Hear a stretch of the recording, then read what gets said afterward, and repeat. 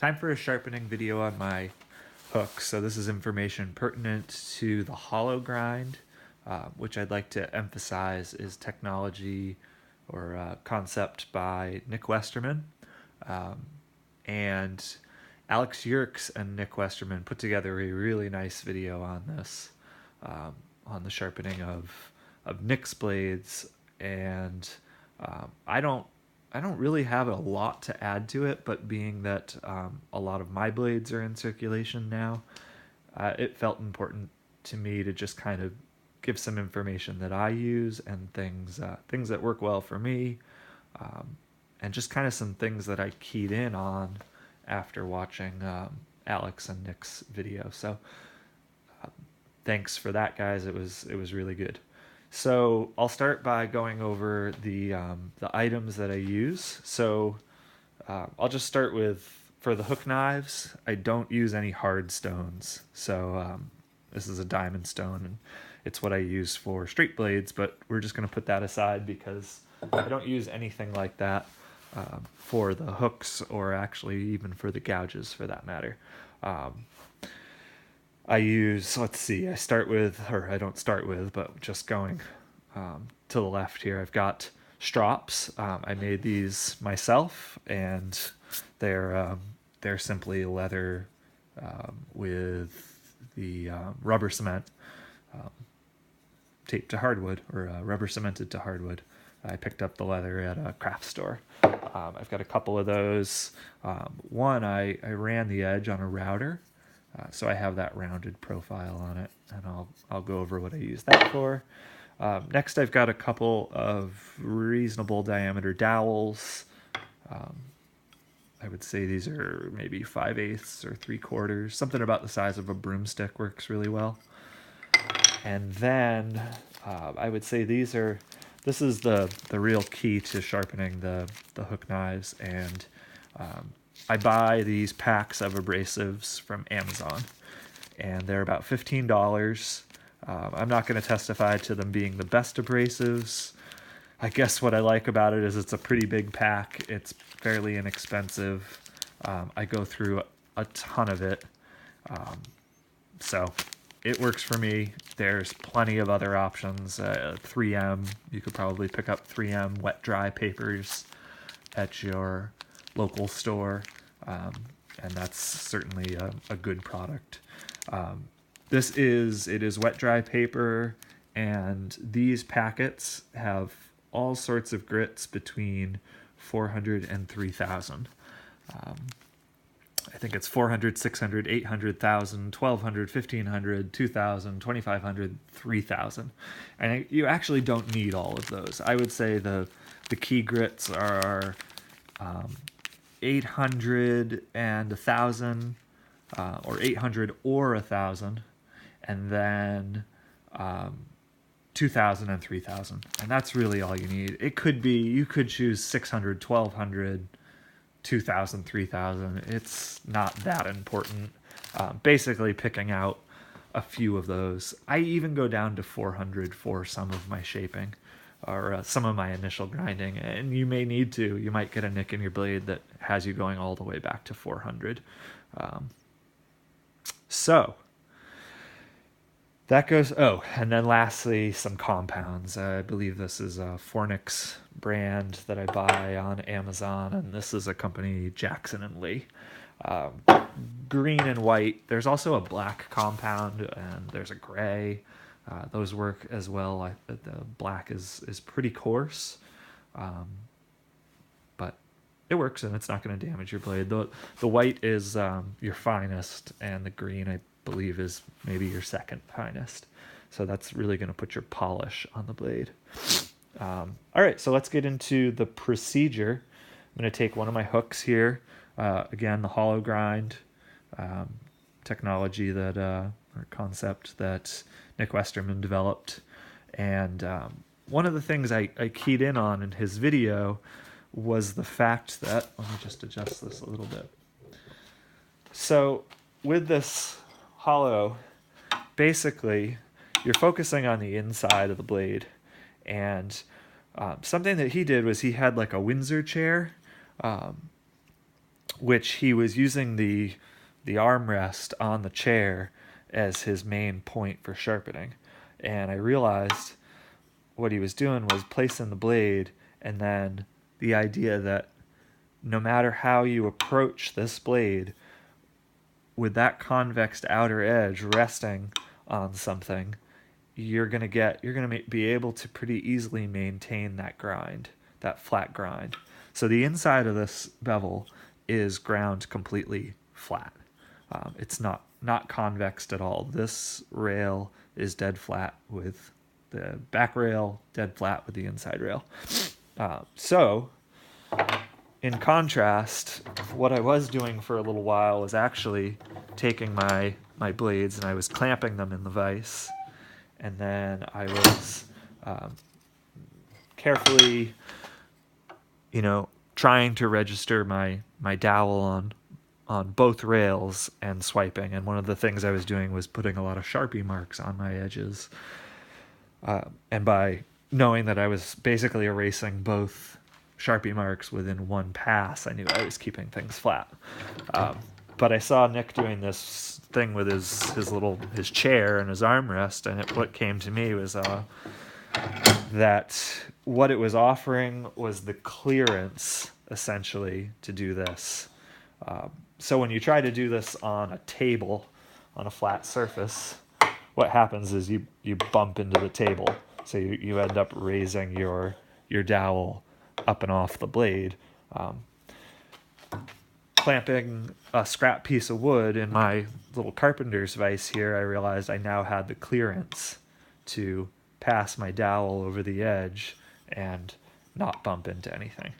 So that was important for me, and something you're going to have to figure out what you're going to rest it on that's going to give you that clearance off the backside. So now my blade here does not need any work, so I'm going to just grab a fairly fine paper. But when it's time for you to go to work on your edge, you might, the reason, you're going to have maybe some nicks, the edge just isn't cutting quite as well. So you're going to want to start off probably with like an 800 or 1,000 grit paper, and you're going to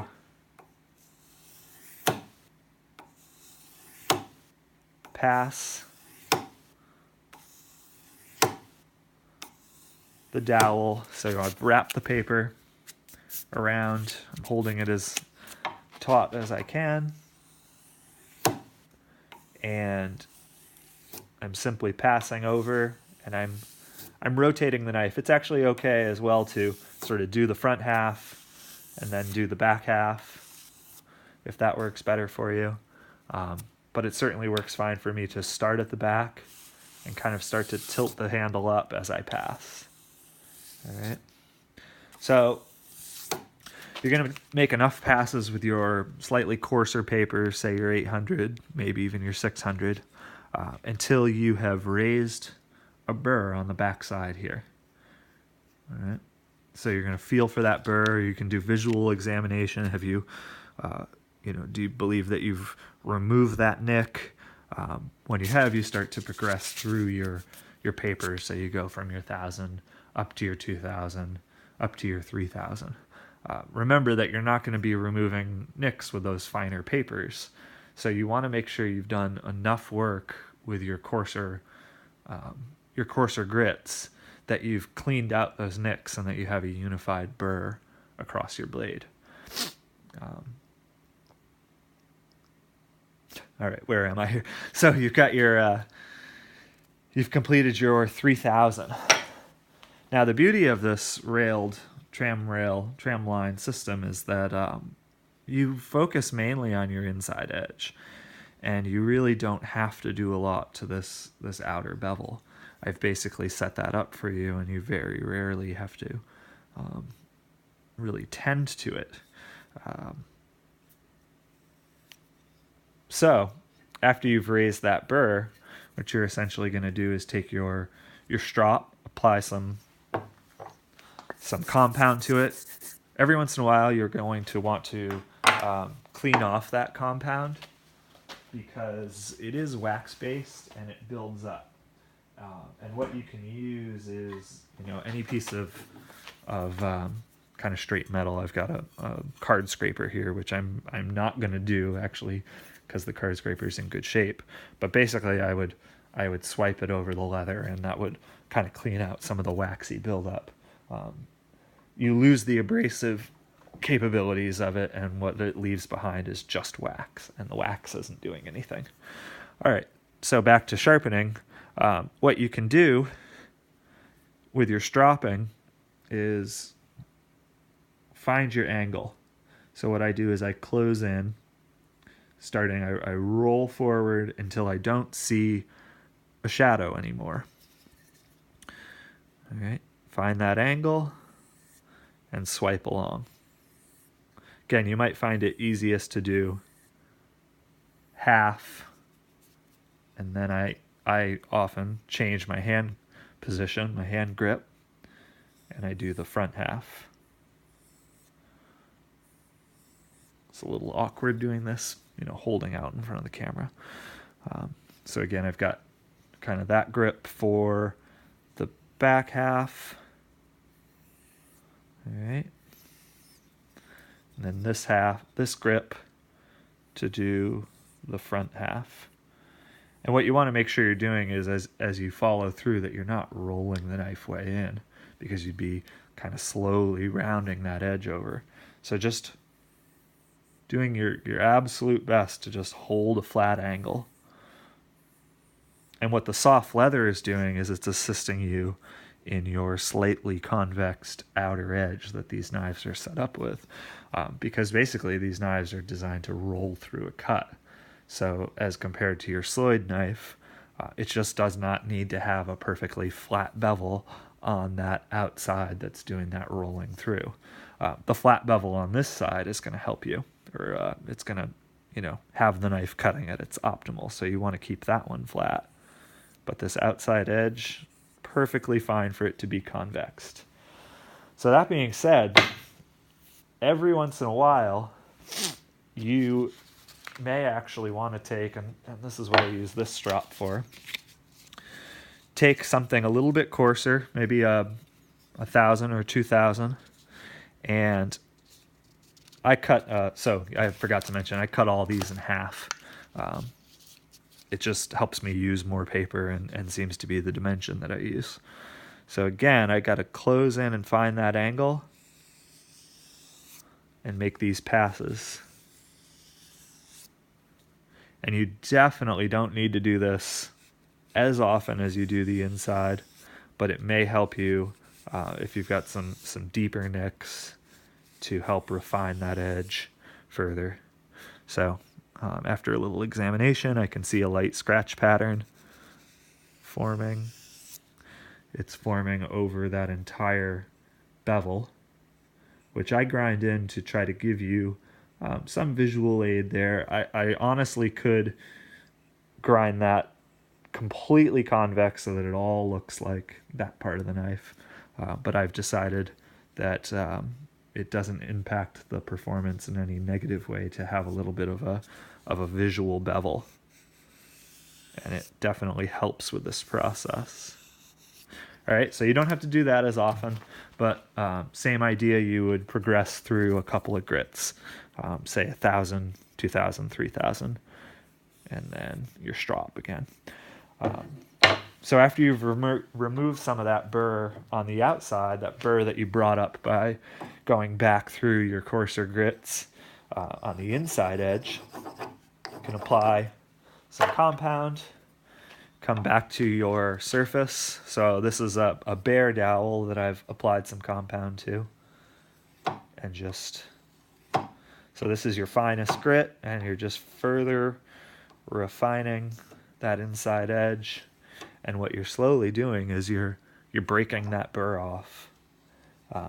When you get really good at this, you actually see it come off as a wire. And you might get half of the blade all at once. It's pretty neat. All right. So that's that. After you've gone through that process, you do some testing. I actually find that some of the softer woods are a really great way to test because they really can prove to you whether or not your knife is sharp. Something like a sumac. Sumac does not deal with a dull knife for even a minute. So yeah, that's the sharpening of the hooks. Thanks for watching.